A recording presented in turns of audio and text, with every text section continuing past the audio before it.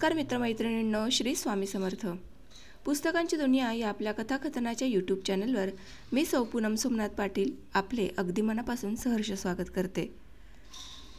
मित्रांनो, आनंद यादव सरांचं घर भिंती हे आत्मचरित्रात्मक कादंबरी आता आपण पाहत आहोत. या कादंबरीच्या पुढील भागाला सुरुवात करण्यापूर्वी एक नम्र विनंती, ती म्हणजे आपल्या चॅनलला लाईक करा, शेअर करा व सबस्क्राईब करा. आणि हो, तुमची अनमोल अशी मते मला कमेंटमध्ये सांगायला अजिबात विसरू नका. तर चला मग कादंबरी वाचनाला सुरुवात करूयात.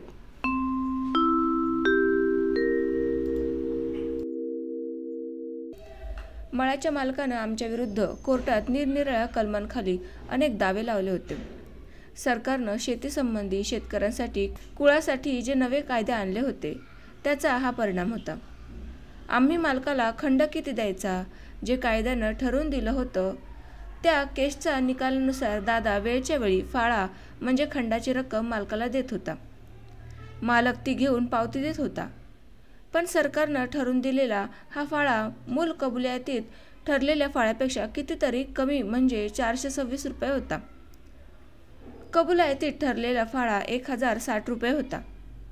शिवाय गुळाची ढेप, रसाची घागर, ऊसाची मोळी, गाडीच्या 2 वेठी, मळ्यात पिकलेले थोडे थोडे नमुन्यासाठी देणं, झाडाचे आंबे देणं, असं बरंच काही वही होतं. पण या मोबदल्यात मालकानं आम्हाला विहीर फोडून देण्याची कबुलियतीत अट होती. विहिरीला पाणी खूपच कमी होतं. ती आणखी 7-8 हात खोल केली तर तिचे झरे मोठे होतील, पाण्याचा साठा पण मोठा होईल असा दादाचा अंदाज होता. 1 वर्षात विहीर फोडून लगेच देतो या मालकाच्या विश्वासावर दादानं एवढा मोठा फाळा कबूल केला होता. पण मालकांना विहीर कधीच फोडून दिली नाही. त्यामुळं आमचं अतोनात नुकसान झालं. आम्ही जवळजवळ भिकेला लागलो, कारण मळ्यात पिकेल ते सर्व विकूनही मालकाच्या फाळ्याची बेजमी होईना. जनावरं विकावी लागली. रात्रंदिवस राबूनही पोरं उपाशी राहू लागली. अंगावर कपडा मिळेना की कुणाला घामाची पाठ खाजवायलाही फुरसत मिळेना. त्यामुळं गोपातात्याच्या सांगण्यावरून दादानं कोर्टात दावा गुदरला. दरम्यान कुळ कायदा आला. त्याच्या आधारावर सुरक्षित आहे म्हणून मान्यता मिळावी म्हणूनही आम्ही दुसरा दावा गुदरला. आमच्या उलट मालकानंही एकामागोमाग असे 4-5 वर्षात 2-3 दावे गुदरले. सरकारी कायद्यानुसार निम्म्यापेक्षाही कमी फाळा ठरून मिळाला. वेठबिगारीसह बाकीच्या सगळ्या अटी काढून टाकण्यात आल्या. त्यामुळं मालक चरफडला. त्याचं खूप नुकसान झालं. त्याला तो फाळा नगण्य वाटला. तो वरच्या कोर्टात जात राहिला. दादा त्याच्या मागोमाग फरफटत राहिला. तरीही फाळ्यात बदल झाला नाही. मालकाला प्रचंड अपमान वाटू लागला. तो मुकट राहून नाईलाजानं ठरून दिलेला फाळा स्वीकारू लागला.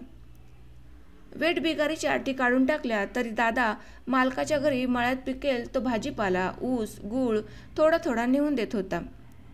त्याच्या रानातील पिकतंय ते त्यासनी थोडं थोडं खावंच वाटणारच की. ते दिलं पाहिजे. सगळं सरकारचं ऐकायचं तर माणुसकी राहील का मग, असा दादाचा हिशोब होता. तरीही अधनमधनं मळ्याची मालकीनबाई म्हणजे मळ्याच्या मालकाची आई दादाला बोलता बोलता मनाची तडफड सांगे. ब्राह्मणाच्या ताटल्यातलं ओरडबडून खातो आहेस. तुझ्या मुलाबाळांच्या त्या अंगी लागणार नाही. माझा विधवेचा तुला शाप आहे असं म्हणाली. दादानं तिला गुळाची मोठी ढेप द्यायच्या ऐवजी एक 4-5 शेराची शेरणी दिली होती. याचा तिला राग आला. त्या घरात आमच्याविषयी काय शिजत होतं याची यावरून थोडी कल्पना येत होती. मालकीनबाई विधवा होती. तिला 3 मुलगे. मोठ्या मुलग्याचा कोल्हापूरला कसला तरी स्वतंत्र उद्योग होता. तो अविवाहित होता. तरी त्याचा संसार मात्र सुरू होता. धाकटे दोन्ही भाऊ नोकऱ्या करत होते. तिघांपैकी कागलात फक्त मोठा भाऊ येऊन जाऊन होता. मालकीनबाई कागलातच होती. मोठा भाऊ सगळ्या इस्टेटीचा मुखत्यार होता. तो दादाला म्हणे, रत्नाप्पा, आता आपलं भांडण कोर्टात गेले तेव्हा सरकार काय ठरवेल ते आपल्याला मान्य करावंच लागणार आहे. तूही आणि मीही आपल्याला न्याय मिळेपर्यंत कोर्टात जायला कधीही मोकळे आहोत. तेव्हा कोर्टाबाहेर तुझे माझे वाद होण्याचं कारण नाही. माझी आई रागाच्या भरात काही बोलली तर ते मनावर घेऊ नकोस, घरी येत जा. मीही काही मनात ठेवत नाही. शेतात पिकणारं तुला काही द्यावंसं वाटलं तर देत जा. मी तुझ्या घराकडे येत राहीन. मात्र मी कोर्टात तुझ्याशी लढणार, कारण प्रथम तू कोर्टात गेला आहेस. दादा हसून बोले, लढा की. सरकार काय ठरवीन ते दोघांसनी बी कबूल करावं लागणारच की हो. मी कुठं नाही म्हणतोय. असं म्हणून घराकडं आलेल्या मालकाला दादा दुधाचा पेला दे. मालक अधनमधनं घराकडे येत. दादाला खुश ठेवत मळ्यात काय केलंयस म्हणून विचारत असे. पिकणाऱ्या भाजीपाल्यातलं थोडं थोडं आणून दे म्हणून सांगत. दादा ते आनंदानं मान्य करी.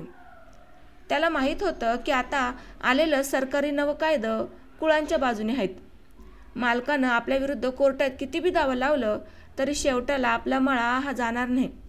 आपल्याला दुसरा मळा नाही का वाळलं रान नाही. सरकार मला दुसरीकडं कुठं बी देणार नाही. आपण संरक्षित आहोत. मालकाची एकूण 3 गावांवर रानं होती. त्यातलं आमचं रान तेवढं विहिरीचं, बाकी रानं पावसावर पिकणारे. मालक उत्तम इंग्रजी बोलत असे. त्याचे अनेक वकिलांशी मैत्रीचे संबंध होते. कागलात त्यांच्या नात्यातले 2 वकील होते. ते नामांकित होते. कोल्हापूरचा प्रांतही त्यांच्या नात्यातला किंवा जवळच्या ओळखीचा होता असं बोललं जात होतं. अनेक सरकारी अधिकाऱ्यांशी त्याचे उद्योग व्यवसायामुळे संबंध आले होते. त्यांची वाणी गोड होती. कधी कधी ती मायावी वाटावी इतकी गोड होती. आपल्या हुशारीनं ते कोर्टात आमच्या विरुद्ध लढत होते. कुळाविषयी सरकारी कायदे आल्यापासून ते शेती सोडून घेण्याच्या उद्योगात लागले होते.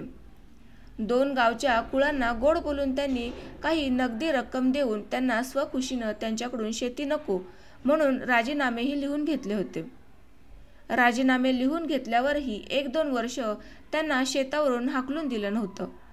मात्र पीक पाणी आपल्या नावावर लावून घेतलं होतं. तरी ते त्यांना परत दिलं जात होतं. नंतर मात्र त्यांनी दोन्ही गावच्या जमिनी हळूच दुसऱ्यांना रोख रकमा देऊन विकल्या होत्या. आता फक्त कागलची जमीन राहिली होती. तिच्यासाठी त्यांची धडपड सुरू होती.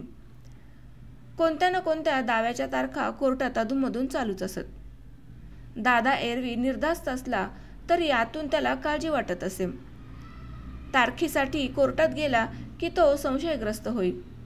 मळ्याचा मालक प्रत्यक्ष केस सुरू व्हायच्या अगोदर निर्धास्तपणे कोर्टाच्या निरनिराळ्या विभागात हिंडून येत असत. अनेक वकिलांना, कारकुनांना, नकलनीसांना, रजिस्ट्रार्सना सहज भेटत असे. नकलीस कारकून चहा मागवित असे. दादा कुठंतरी कोपऱ्यात जाण्या येण्याच्या वाटेवर खुळ्यासारखा एकटाच बसलेला असे. त्याच्या नजरेत ती गोष्ट येई नि तो काळजीनं ग्रस्त होऊन जाईल. त्याला वाटे ह्याच्या ओळखी सगळीकडे आहेत. सगळ्यासनी चहापाणी देत हिंडतोय बायला. ही जात जातीला सामील असती. आपल्याला इथं कुणी बी ओळखत नाही. योग बी आपल्या जातीचा कारकून नाही का वकील नाही. माझ्या मळ्याचं काय होतंय कुणाला दखल. असे विचार त्याच्या मनात येत असल्यामुळं दादानं कुणा वकीलही दिला नव्हता. सगळे वकील मालकाच्या जातीचे आणि मालकाच्या ओळखीचे. ते आपल्याकडनं वकील फी घेतील आणि आपली सगळी अंडी पिल्ली मालकाला सांगतील. मालकाला हवं तसं आपल्याला वागायला लावून माझं घरदार गोत्यात आणतील असा संशय येईल. मालक कोर्टात वकिलाशी हसत खेळत बोलताना दादाचा हा संशय बळावत जाईल. गावातल्या अनेक शेतकऱ्यांच्या केसी कोर्टात चालू होत्या. त्यांनी कोल्हापूरचे मोठमोठे वकील दिले होते. त्यातल्या बऱ्याच शेतकऱ्यांकडं दादा गप्पा मारायला जाईल. त्यांच्या केसी लढवल्या कशा जातात, कसं बसं बोलायला वकील सांगतात हे समजून घे. ज्या शेतकऱ्याची केस त्याच्या बाजूनं झाली आहे अशा शेतकऱ्याला दादा प्रथम गाठून सगळं समजावून घेई आणि त्याच्यावर रात्रंदिवस विचार करी. त्याचा ध्यास दादाला इतका लागलेला असे की एकांतात मोठ मारताना, पिकात पाणी पाजताना, ऊसाला पाला काढताना किंवा रात्री काळोखात अंथरुणावर पडल्या पडल्या बोलत राही. प्रतिपक्षाचे प्रश्न स्वतःला विचारी आणि त्यांची उत्तरही साहेब असं म्हणून स्वतःच दे. रात्री त्याला स्वप्न पडत. त्या स्वप्नात निरनिराळ्या पोशाखातील जाती धर्माची माणसेत काहीतरी बोलून त्याला धीर देत. या स्वप्नांना दादा दृष्टांत म्हणे. स्वप्नात येणाऱ्या माणसांना तो निरनिराळ्या वेशात आलेले देव मानी. घोंगडं घेतलेला एखादा धनगर स्वप्नात आला तर दादा त्याला वीरदेवाचा दृष्टांत झाला असं म्हणे. दाढीवाला कोणी स्वप्नात आला तर गैबी पीराचा दृष्टांत झाला असं माने. असा देवावरचा भरवसा ठेवून कोर्टातल्या तारखांना एकटाच उभा राही. कोर्ट विचारेल त्या प्रश्नांची प्रामाणिक उत्तर तो देईल. आतून मात्र गांगरून घाबरून गेलेला असे. उत्तरात थरथर असे. मी कोल्हापूरला असताना पुष्कळ वेळा त्याला धीर देण्यासाठी कोर्टात चाललेले इंग्रजी संवाद समजून देण्यासाठी त्याच्याबरोबर जात असे. दादाला किती जरी समजावून सांगितलं तरी वकिलांवर त्याचा विश्वास नव्हता. कामात रुंदावा पाडतात आणि सारखी फी वसूल करतात. पुन्हा पुन्हा वाढवत बसतात. अपील करायला सांगतात. त्याची वेगळी फी मागतात. आपल्या बापजादाला बी ते परवडायचं नाही असं त्याचं मत. वकील देणं आम्हाला परवडण्यासारखं नसलं तरी कठीण प्रसंगी वकिलाशिवाय निभावणार नाही याची मला जाणीव होती. पण दादाच्या पुढं माझं काही चालत नव्हतं. मी परस्पर वकील दिला तर घात होईल. सगळ्या केसचा इचका होईल आणि घरदार रस्ताळाला जाईल असं दादाला वाटत असल्यानं मीही स्वतंत्रपणे त्या उद्योगाला कधी लागलो नाही. या सगळ्या कोर्ट कचेऱ्याच्या उद्योगात दादाला काळजीनं अल्सर झाला होता. पोटात भयंकर कळा करत होतं. खाल्लेलं अन्न न पचता उलट्या होऊन पडे. दादा तसंच चालवत होता. मी मरून जाईन त्या ऑपरेशनात असं म्हणत होता. आतापर्यंतच्या बहुतेक केसेस आमच्यासारख्या होत आल्या होत्या तरी मालक वरच्या कोर्टात नेत होता. दादा त्याच्या मागोमाग तारखांना जात होता. 1956 साली मालकानं एक केस कोर्टात लावली होती. स्वतःला कसण्यासाठी त्यानं आम्हाला लावलेला मळा आपल्या ताब्यात मागितला होता. दरम्यानच्या काळात त्याने उरलेल्या दोन्ही गावची रानं युक्तिप्रयुक्तनं आपल्या ताब्यात घेऊन विकून टाकली होती. इतर केसीबरोबरही हेही केसे अनेक वर्ष चालली होती. 6 वर्षांनी म्हणजे 1962च्या डिसेंबरच्या शेवटच्या दिवशी तिचा निकाल आमच्या विरुद्ध लागला होता. या निकालाचा नीटसा पत्ता दादाला नव्हता. निकालाच्या दुसऱ्या तिसऱ्या दिवशी बाजार होता. त्या दिवशी सकाळीच मालक घराकडे आला होता. आल्या आल्या दादाला म्हणाला, रत्नाप्पा, आपल्या केसचा निकाल लागला. आमची जिरली. निकाल लागला पण आमच्या डोसक्यात पाचर मारून ठेवले. मी आता वरच्या कोर्टात अपील करणार, निस्पष्टपणे आदेश मागणार. दादाला मग त्यानं निकाल समजून सांगितला. निकाल स्पष्ट नाही, त्यात फारसा काही दम नाही. कुळाने मालकाला जमीन परत द्यावी अशी नुसती मोघम भाषा आहे. केवळ शिफारस आहे, ऑर्डर नाही. म्हणून मालक वरच्या कोर्टात जाणार होता. दादा ते ऐकून खुश झाला. त्याला वाटलं कोर्टाचा निकाल आपल्यासारखाच आहे. आपण नुसतं मालकाच्या मागोमाग तो नेईल तिकडं कोर्टात जात राहायचं. जानेवारी महिन्यात मी पंढरपूर कॉलेजात होतो. तिथं दादानं मला तसं कळवलं. मी काहीसा अनिश्चिंत झालो. दादाला कळवलं, निकालाची नक्कल काढून घ्या. एप्रिलमध्ये मी आल्यावरती पाहीन. स्मिताची पीडीची परीक्षा झाल्यावर मी एप्रिल 1963 कागलला गेलो. सत्यकथेतून लेखन प्रसिद्ध होऊ लागलं होतं. त्यामुळं लेखनाचे अनेक संकल्प मनात शिजत होते. त्यात गुंग होतो. नंतर मेमध्ये श्री पु. भागवत येणार होते. कोल्हापूरच्या मित्रांना तिथं जाऊन भेटून वाङ्मयांविषयी चर्चा करत होतो. या सर्व गडबडीत निकालाची नक्कल मी अतिशय वरवर वाचली. लँड शुल बी हँडेड ओव्हर असं त्यात शेवटी लिहिलं होतं. अगोदरचा सगळा मजकूर कायद्याची अवतरणे आणि त्यात काढलेला किस अशा प्रकारचा होता. त्यातला काही भाग मला कळत होता आणि काही कळत नव्हता. मी काही कायद्याचा तज्ज्ञ नव्हतो. मुख्य म्हणजे दादाच कोर्टाचं सगळं पाहत होता. आलेले सरकारी कायदे कुळांच्या हिताचे आहेत. शेतकऱ्यांचं राज्य येऊ लागलं आहे अशी माझी धारणा झाली होती. आजवरटे कोर्टाचे निकाल त्या धारणेला अनुकूलच होते. त्यामुळे मी निकाल वाचल्याची दादासमोर ऐट मिरवली आणि तशी काय ऑर्डर नाही, नुसती शिफारस आहे. त्यामुळं निकालात तसं काय दम नाही असं दादाला खुशाल सांगितलं आणि मोकळं झालो. माझा हा गाढवपणा झाला. मालक दादाकडं अधनमधनं येत होता. गप्पा टप्पा करून तासभरातून निघून जात होता. समजा पुढच्या कोर्टात निकाल माझ्यासारखा जरी आला तरी रत्नप्पा, मी तुला मळ्यातून जायला सांगणार नाही. फक्त नोकरनामा लिहून दिला तरी चालेल. नाहीतरी आम्ही शेती कधीच कसू शकणार नाही. भाऊ नोकरीत आहेत आणि मी उद्योगात. कागलात राहायला कुणाला वेळ आहे असं बोलून जात होता. दादा त्याचं बोलणं मला हसून सांगत होता. मळ्याचा मालक उद्याची स्वप्न रंगवतोय. कोर्ट काय आपल्या ताब्यातला मळा मालकाला द्या म्हणून ऑर्डर द्यायला खुळा आहे व्हय? सरकारनं आपल्याला संरक्षित कुळ कायदा करून दिलाय ना. होय की. मी दादाचं म्हणणं बरोबर आहे असं दाखवण्यासाठी मनापासून मान हलवत असे. जूनच्या 12-13 तारखेपर्यंत हे असंच चालत होतं. मी त्यानंतर पुण्याला गेलो. मागून 4-5 दिवसात दादाचं एक पत्र आलं. मी गडबडून गेलो. 8-10 दिवसात मी तिकडे येतोय असं कळवलं. जुलैच्या पहिल्या आठवड्यात मी कागलला गेलो. दादाच्या तोंडून सगळी वस्तुस्थिती ऐकून घेतली. दादाला मालक म्हणाला, रत्नाप्पा, कोर्टात मी जाऊन निकालासंबंधी सगळी माहिती मिळवली. तर कोर्टानं सांगितलं आहे या निकालावर मला जमीन ताब्यात घेता येते. अपील करण्याची गरज नाही. या निकालासंबंधी मी माझ्या 2 भावांपाशी बोललो. तर धाकटा भाऊ म्हणाला, जमीन ताबडतोब ताब्यात घ्या. रत्नाप्पांना आपणास खूप त्रास दिला आहे. त्याच्याकडं जमीन नको. मधला म्हणाला, मी स्वतः जमीन कसणार आहे. तेव्हा मी कब्जा मिळाला म्हणून कोर्टात अर्ज केला आहे. कारण मी वटमुखत्यार आहे. भावांच्या पुढं मला आता जाता येणार नाही. त्यांच्या मतांप्रमाणे मला वागलंच पाहिजे. तू आता जमीन सोडण्याची तयारी ठेव. कोर्टातून तुला तशी नोटीस येईल. दादाच्या जीवाचा ठाव चुकला. मालकानं एकदम विश्वासघात केला होता. निकालानंतरचे 6-1 महिने दादाचा भावार्थी स्वभाव लक्षात घेऊन दादाशी गोड बोलून त्यानं दादाला बेसावत ठेवलं होतं. निकाल लागल्यानंतर अपिलाची मुदत पुरेशी टळल्यानंतर त्यानं कब्जा घेण्यासाठी कायदेशीर उद्योग सुरू केले होते.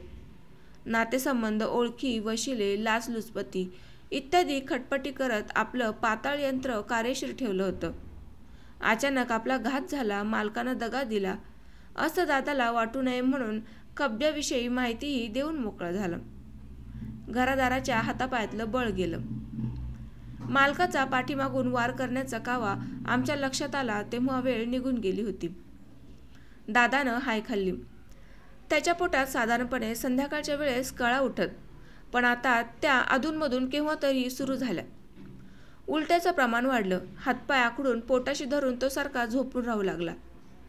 मला नोकरी लागल्यानंतरच्या दोन्ही उन्हाळ्यात मळ्यात मी पैसा घालून भरपूर कष्ट मशागत केली होती. बांध बंदिस्ती सगळ्या बाजूनी करून रानात येणारं माळाचं पाणी बंद केलं होतं. त्यामुळं धूप थांबली होती. देशी खतं भरपूर ओढली होती. ऊसाला सल्फेट घालून ऊस काळा डोह आणलेला. दुःखात सुख म्हणजे 2 वर्ष पाऊस पाणी वेळच्या वेळ झाल्यानं पिकं कुठं लागली होती. दादाच्या मनासमोर मळा नाचू लागला. पण मालकाच्या ताब्यात तो ऑगस्टमध्ये देण्याविषयी 25 जुलैच्या नोटीस लागू झाली होती. दादानं हाय खाल्लेली बघून मी धाकट्या मामाला आधारासाठी घेतलं. मामा अतिशय धडपड्या स्वभावाचा आणि वास्तवाला धीटपणे तोंड देणारा. दादाला बरोबर घेऊन त्याला मी एखाद्या चांगल्या वकिलाला गाठण्यास सांगितलं. वकील जर स्टे आणून पुढं केस चालवणार असेल तर तो म्हणेल ती फी आपण देऊ असं मी मामाला सांगितलं. पण वकिलानं सांगितलं की काम कधीच मुदतीच्या बाहेर गेलं आहे. आता स्टेही आणता येणार नाही नि कामही चालवता येणार नाही. फार तर ज्यावेळी कब्जा घेतील नि मगदूम ठरवतील तो मजदूर आपणास मान्य नाही म्हणून स्टे आणता येईल. नव्याने मजदूर करण्यास किंवा उभे पीक तेवढे आमचे अंब्यास घेण्यासाठी एखादे वर्ष मळा आमच्याकडे ठेवावा अशी विनंती करता येईल. वकिलाचं म्हणणं आम्हाला पटलं. त्याप्रमाणे योग्य ती कागदपत्र आम्ही तयार ठेवली. तोल सुटलेल्या आईची नि शिवाची समजूत मामानं काढली. घरातल्या कुणी बी आरडावरडा करायचा नाही. अक्का, तू आलेल्या माणसांपुढं पोरंबाळा घेऊन डोसकं फोडून घ्यायचं कारण नाही. असल्या रानटी उपायांनी काय साधणार नाही. कायदा परमानं गेलं तरच काहीतरी फुल न फुलाची पाकळी आपल्या हातात पडल. शिवा तू बी कुऱ्हाडीला दांडा घालण्याचं कारण नाही. ती सरकारी माणसं हुकमाचे ताबेदार असतात. जसा हुकूम असेल तसं त्यासनी केलं पाहिजे. त्यांच्या संग भांडाभांडी मारामारी केलीस तर आपल्या हातात हातकड्या पडतील नि दुसरीच बैदा आपल्यावर गुदरल. तेव्हा शांतपणाने घ्यायचं. आम्ही काय करायचं ते बरोबर करतो. मामानं अनेक सुज्ञ माणसांना विचारून निर्णय घेतला होता. धीरानं वागत होता. मलाही त्यानं कुणाकडून तरी लिहिलं होतं. तू 4-1 दिवसांची रजा काढून इकडे आलास तर बरं होईल. तू शिकलेला माणूस आहेस. कब्जाच्या वेळी शांत राहून जो काही मगदूर होईल त्यात भाग घे. त्याप्रमाणे लिहून घे. किमती नीट झाल्या पाहिजेत. त्यासाठी तुझ्यासारख्यानं येणं गरजेचं आहे. तू आता मुख्य कारभारी आहेस, तेव्हा कायद्याच्या चकोरीत राहून जास्तीत जास्त जे काही त्यावेळी करता येईल ते कर. मला कब्जा देण्याच्या तारखेला तिकडं जाण्याचं धाडस झालं नाही. वकिलानं होणारी धडपड ही शेवटचे आचके देण्याचा प्रकार होणार होता. एकदा लवादानं किंमत ठरवल्यावर ती अमान्य करणं, तिच्या विरुद्ध तक्रार करणं आणि ती मान्य होणं, मग मळा सालभर आमच्या ताब्यात राहणं, हे मला फार काम कठीण वाटत होतं. मळा जाणार याची मला मनोमन खात्री झाली होती. तिनं मी अतिशय व्याकुळ होऊन गेलो होतो. मळा जरी फाळ्यानं केला असला तरी वयाच्या 12 वर्षापासून मी त्यात वाढलो होतो. बांधावरचं प्रत्येक झाड माझ्याबरोबर वाढलं होतं. त्याच्या फांद्यानी फांद्या भावंडांसारख्या एकमेकात गुंतून गेलेल्या. मी मळा इतका अनुभवला होता की माझ्या अंगावरच्या खाणाखुणा जशा मला माहीत होत्या तशा त्याच्या अंगावरच्या खाणाखुणा मला माहीत होत्या. इतका तो आणि मी एक झालो होतो. त्याच्यावरची पिकंही माझ्या डोईवरच्या अंगावरच्या केसांसारखी होती. दिवाळीच्या सुट्टीत माझी वाट बघणार होती. त्या सुट्टीसाठी ऊस अधिकाधिक गोडवा धारण करत होता. जोंधळा कणसांना हुरड्यासाठी तयार करत होता. शेंगा नव्या नवरीसारख्या अंगानं भरत होत्या. गवत डोलत होतं. हे सगळं माझं रूप होतं. हेच माझं घरदार होतं. माझ्या घरादारात हा मळा घुसला होता. आमचं हाड, मांस, रक्त, अश्रू ह्या मळात एकजीव झाले होते. आमचं सुखदुःख मळाच होता. आमचं अंथरूण पांघरूण मळाच होता. अन्न पाणी कपडा लत्ता मळाच होता. मळा आमचा आभाळ होता. मळा आमची आयमाय होती. आणि त्या मळ्याची लवादातर्फे किंमत होणार होती आणि ती किंमत बरोबर नाही, कमी होते, ती अशी अशी झाली पाहिजे असं वाद घालून ठरवण्यासाठी मला जायचं होतं. मला तेथे जाणं अशक्य होतं. मी येऊ शकत नाही, मला ते सोसणार नाही, म्हणून मामाला कळवलं. मी गेलो असतो तर एखाद्या वेळेस सुरुंगासारखा फुटून आलो असतो. मी स्वतःला वाचवण्यासाठी गेलो नाही, मी त्या सुरुंगाला भ्यालो. मळ्याच्या केसच्या बाबतीत वकील देण्याविषयी मामानं दादाला किती वेळा विनंत्या केल्या, पण दादानं शेवटपर्यंत वकील दिलाच नाही. मळ्याचा कब्जा घेण्यासाठी सगळे आले तेव्हा दादानं सर्वांना हात जोडले. झोपायचं घोंगडं त्याच्यासाठी धावेवरच्या आंब्याखाली अंथरलं. पंच बसल्यावर त्यांच्यासमोर जमिनीला डोकं टेकलं आणि विनंती केली. मी शेतकरी आहे. रगात घाम आटून मी हे पिकवलं. तुम्ही बी माणसं आहेसा. तुमच्यात तर ही तिघं शेतकरी आहेत.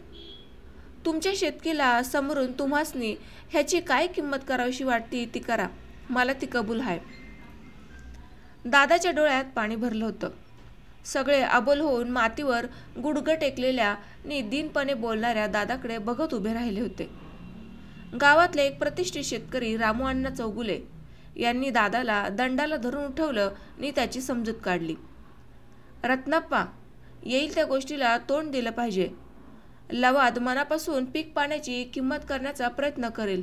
तुला ते मानलं पाहिजे. मी मानतो. ऐनवेळी कुणालाच पत्ता नाही अशी दादानं पलटी खाल्ली असं घरच्यांनाही वाटलं. मामा पीक वाचवण्यासाठी एक डाव खेळत होता आणि त्या डावात काय राम नाही. आजचं आपलं मरण उद्या जाणार आहे असं दादाच्या अंतर्यात्म्यात वाटत होतं. किमतीत 3000 रुपयांच्या आसपास झाली. आईनी सगळी भावंड मळ्याकडे आली होती, पण त्यांना खोपीतनं बाहेर पडायचं नाही अशी मामानं ताकीद केली होती. आई खोपीत पोरांना एका जागी घेऊन रडत बसली होती. पंचांनी सगळ्या मळ्याभोवतीनं फेरी मारली. किती गुंठ्यात आहे याचं मोजमाप करून स्थूल अंदाज केला. नंतर धावेवर येऊन चर्चा चिकित्सा करून पंचांनी मळ्यातल्या पीक पाण्याचा मगदूर केला. रत्नाप्पा, मान्य आहे का तुला असं पंचांनी प्रथम दादाला विचारलं. साहेब, पंच म्हणजे 5 मुखाचा परमेश्वर असतोय. तुम्ही म्हणाल ते मला मान्य आहे. जास्त काय बोलू. मामा मात्र अस्वस्थ होऊन गेला, पण त्याला मध्ये मध्ये बोलायला पंचांनी बंदी केली होती. अधिकाऱ्यांनीही त्याला ताकीद दिली होती. मळ्याच्या मालकानं हा मगदूर मान्य केला नाही. पंचायतल्या शेतकऱ्यांनी पक्षपात केला असं सुचवलं. बराच वेळ वाद घालून लवादाचा निर्णय मान्य न होताच सगळेजण परत गेले. मामाच्या हे सोयीचं झालं. आईचा आणि भावंडांचा जीव भांड्यात पडला. दादा म्हणाला, असल देवाच्या माना तर देव मला मारणार नाही, तारणार आहे. तो कसा तारणार हे त्याचं त्याला ठावं. दादा असं काहीतरी अंगात वारं भरलेल्या माणसासारखं बोलला. अलीकडे तो देवाला आणि स्वप्नातल्या दृष्टांतात त्याला होणाऱ्या आदेशाला फार चिकटून वागत होता. त्यामुळे तो कोणत्या क्षणी कसा वागेल, काय बोलेल याचा कुणाला अंदाजच नव्हता. घरदार त्याच्या बोलण्याकडे दुर्लक्ष करू लागलं होतं. लवादानं केला मगदूर मालकालाच मान्य न झाल्यामुळं कब्जाचं घोंगडं भिजत पडलं. मालकानं मधला मार्ग काढण्यासाठी धडपड सुरू केली. मालकाच्या नात्यातले एक नामांकित वकील तात्यासाहेब नाडगोंडे कागलमध्येच होते. ते पुष्कळ वेळा दादाला काही गोष्टी समजावून सांगत. दादाही त्यांना काही प्रमाणात मानत होता. मळ्याचा मालक त्यांना मध्ये घालून थोडक्या रकमेवर तडजोड करण्याचा प्रयत्न करू लागला. त्यानं दादाला तात्यासाहेबांच्याकडं बोलावून गेलं. तात्यांनी बोलवलंय तर गेलं पाहिजे, निदान काय म्हणतात ते ऐकू तरी, असं म्हणून तो गेला. झालेल्या मगदुरात दादानं निम्मे पैसे कमी करावेत अशी तात्यांनी विनंती केली.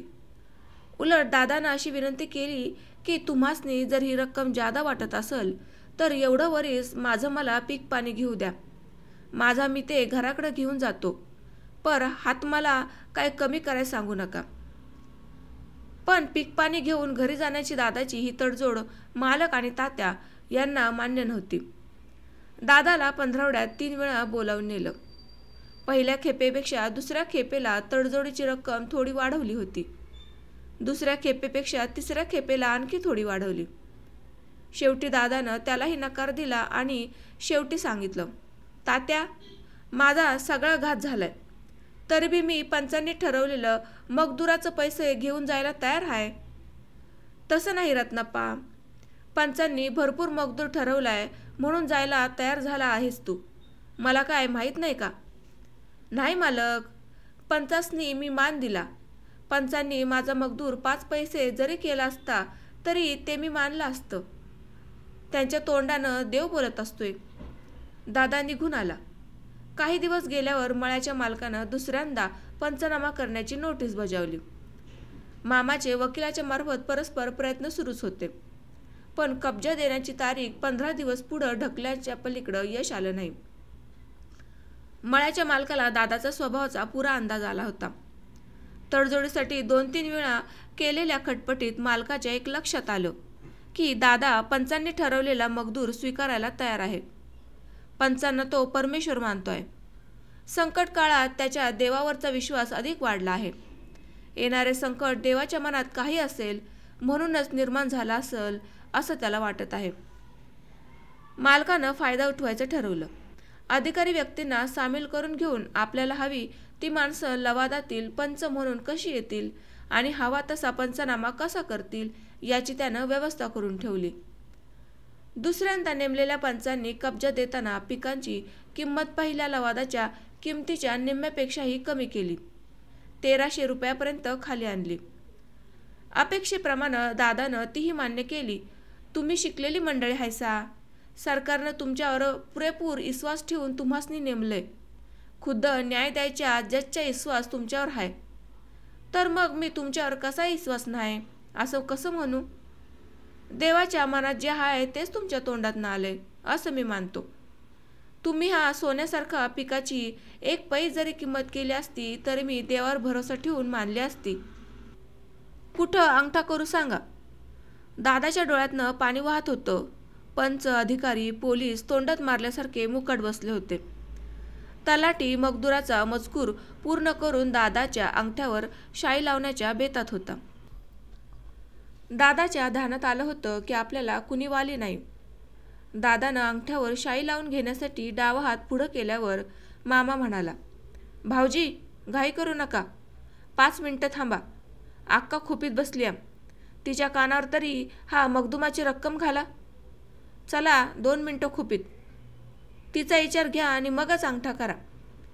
कुणीतरी म्हणालं, जा जा रत्नाप्पा. बायका मंडळींशी बोलणी कर. त्याही मळ्यात राबत असतात. त्यांच्या कानावर हे सही करण्यापूर्वीच गेलं पाहिजे, नाहीतर नंतर तक्रारी होतात. बरं. दादा उठला. मामा त्याच्याबरोबर खोपीत गेला. मामा दादाला ठासून सांगू लागला, आम्हाला मजदूर कबूल नाही. पहिल्या मजदुराप्रमाणेच आम्हासनी पैसा पाहिजे. असं धरून बसा, अंगठा करू नका. तसं मला धरून बसता येणार नाही. तात्या नाडगुंड्यासनी मी काय होईल तो मजदूर घ्यायला तयार आहे असा सबूत दिलाय. तो मजदूर नाकारला तर पुन्हा मजदूर करतील. पुन्हा मग कमी झाला तर? मालकाच्या ओळखी कोर्ट कचेऱ्यात भरपूर आहेत. हाताला जे काय आज लागतंय ते घेऊया. उद्या ते बी मिळणार नाही. जानेवारीत निकाल हातात पडला तेव्हाच पुढं केस सुधारायला पाहिजे होती. नाहीतर पिकं रानात पेरायची तरी बंद केली पाहिजे होती. जमीन मालकाच्या ताब्यात द्यावी असा निकाल झाल्यावर बी त्या रानात पिकाची पेरणी लावणी करणं हा गुन्हा ठरतोय असं कोर्टाचं म्हणणं आहे. तर बी कोर्टानं लवाद नेमून उभ्या पिकाचा मजदूर करून दिलाय. तो कसा बी असला तरी घेतला पाहिजे. रात्री तसा मला दृष्टांत झालाय. मजदूर जर मी नको म्हणालो तर तो बी जाईल आणि सालभर टाचा घासून मारायची पाळ येईल. भाऊजी, कोर्टाची भाषा ही अशीच असती. आपण काय अवचित उठून कुणाच्या शेतात पेरायला गेलो नाही नि तिथं पिकं घेतली नाहीत. त्याच रानात पेरले. माणसं सांगतात की मालकानं काहीतरी भानगडी करून तुमच्या भोळसटपणाचा आणि अडाणीपणाचा फायदा घेतलाय. हे सगळं कारस्थान करून जमून आणलंय. एवढं कायदा असून मालकाला ही जमीन कशी काय मिळाली म्हणून माणसं आचिट करता लागल्यात. आपण कमी पडलोय. मऊ गावलंय म्हणून मालक खोपरानं खाणायला लागलाय. तेव्हा तुम्ही जरा ताणून धरा. निदान एवढं वरीस तरी आपल्या पदरात पाडून घ्या, मामानं जीव तोडून सांगितलं. दादाला ताणून धरायची भीती वाटली. त्याला वाटलं आपल्या हातात पोलीस हातकड्या घालल नि गावातनं आपली आबरू जाईल. म्हणून त्यानं पहिल्या मजदुरापेक्षा निम्म्याला कमी किंमत असूनही मजदूर मान्य केला आणि कागदावर सहीसाठी अंगठा करून मोकळा झाला. अंगठा करताच तो अधिकाऱ्याला उद्देशून म्हणाला, असल देवाच्या मनात तर अजून बी ह्यो मळा माझ्याकडं आपोआप चालून येईल. वरीच भरात सरकार उलट हुकुमनामा काढतंय का नाही बघा. माणसं गुळणी तोंडात धरून बसल्यासारखी एकमेकांकडे बघत गप्प बसली होती. उभ्या पिकावर मालक मळ्याचा कब्जा घेणार हे घरात 2-2.5 महिने चाललं होतं. आरंभी सगळी हवालदिल झाली होती. पण आता मळ्याविषयीच्या रोजच्या बोलण्यामुळं घरातल्या सगळ्यांची मानसिक तयारी झाली होती. दुसऱ्या मजदुराच्या वेळी कुणी रडारड केली नाही की आईनं ऊर बडवून घेतला नाही. सप्टेंबर महिना संपत आला होता. म्हणजे पावसाळा जवळजवळ संपला होता. ऊस महिनाभरात गुऱ्हाळाला येणार होता. जोंधळ्याची पोटरी अगदी गळ्यात आली होती. पावसाळी मिरचीची हिरवी तोरणं लोंबत होती. भुईमुगाच्या फुलीत धरलेल्या आऱ्या मातीत घुसत होत्या. शेंगांची बारीक बुटकं तयार होत होती. ओढ्याला बांधाला गवत गादीसारखी पसरलेली. मातीचा कण निकण हिरवागार झालेला. सालभर कष्ट करून उपास तापास काढून थंडी पावसात भिजून भावंडांनी हे सारं भराला आणलेलं. सुगी सराईला हे सगळं घरदारात येईल. दिवाळी पाडवा सुका समाधानात जाईल असं त्यांना वाटलेलं. पण नियतीची करणी वेगळी होती. 8 दिवसांच्या आत मळ्यातलं सगळं सामान हलवण्याविषयी दादाला सांगण्यात आलं. गाड्या भरून सगळं सामान दादा शिवा मांगाचा शिरप्या घराकडे आणत होते. शेवटचे 2 दिवस वैरणीची वळी गावात आणण्याचं काम चाललं होतं. सगळी पोरटारं कामाला लागली होती. दुसऱ्या दिवशी दिस डोक्यावर आला आणि शेवटची वैरणीची गाडी आवळण्यात आली. सगळे मिळून भाकरी खायला धाब्यावर बसले. भराला आलेल्या पिकाकडे बघत दादा भाकरी खात होता. त्याच्या घशात तिचा कोरडा बुकना होत होता. तरीही तो भाकरी गिळत होता.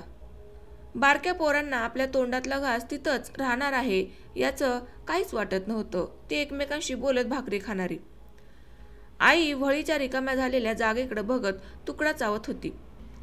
व्हळीच्या वैरणीच्या तळात जागा करून उंदीर व्याले होती. त्याची 10-12 कोवळी डोळे मिटलेली मांसाच्या गोळ्यासारखी दिसणारी पिलं आईनं व्हळीचा कडबा गवत काढताना तशीच बाजूला सारली. ती तिथल्या तिथं उतानी पातानी वळवळत पडलेली. सगळेजण तिथनं उठून न्हावेवर गेल्यावर अचानकपणे घारी त्या पिलांवर झडप घालून झपाटे मारून ती नेत होत्या आणि आभाळात उंचच्या उंच अंतराळी फिरत पायात गच्च पकडलेले मांसाचे जिते गोळे दयामाया न करता फस्त करत होत्या। आईची नजर तिकडं गेलेली। जेवण झाली। सगळीजण विहिरीवर जाऊन पोटभर पाणी प्याली। नव्या पाण्यानं तुडुंब भरलेल्या नि उपाशी टापाशी वाट बघणाऱ्या विहिरीचा सगळ्यांनी निरोप घेतला। पोरं आणि आई खाली मानेनं जेवणाची मोकळी पाटी घेऊन मुकाटपणे परतली। गाडीवर शिरपा बसला। त्यानं बैल दबवली। गाडीचा कल धरण्यासाठी शिवा गाडीच्या मागोमाग जाऊ लागला। दादा मागच खळ्यावर उभा राहिला। येत नाहीस काय? चल की आता, शिवानं त्याला विचारलं। तुम्ही माळानं गाडी घेऊन या, तवर मी मधनं घराकडे चलतो। बैलांची पावलं आणि चकोऱ्या उडवत गाडी निघून गेली। दादानं मळ्यात घातलेली नि लांबच लांब असलेली घनसर खोप मोडली नाही। मालकानं ने जा म्हणून सांगितलं तरी नको, असू दे हितच जागच्या जाग्याला म्हणून सांगितलं। तिच्या दाराला तो घटकाभर एकटाच बसला, मग गुडघ्यावर हात टेकून उठला। सुनसान झालेल्या खोपीला हात जोडून घराची वाट चालू लागला। त्याच्या हातात काही नव्हतं, दोन्ही हात मोकळे सडसडीत।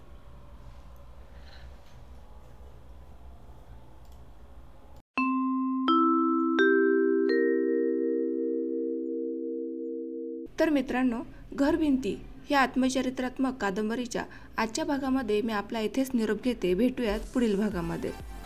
तोपर्यंत असंच प्रेम आणि असंच लोभ आपल्या चॅनलवर सतत असू द्यात। धन्यवाद।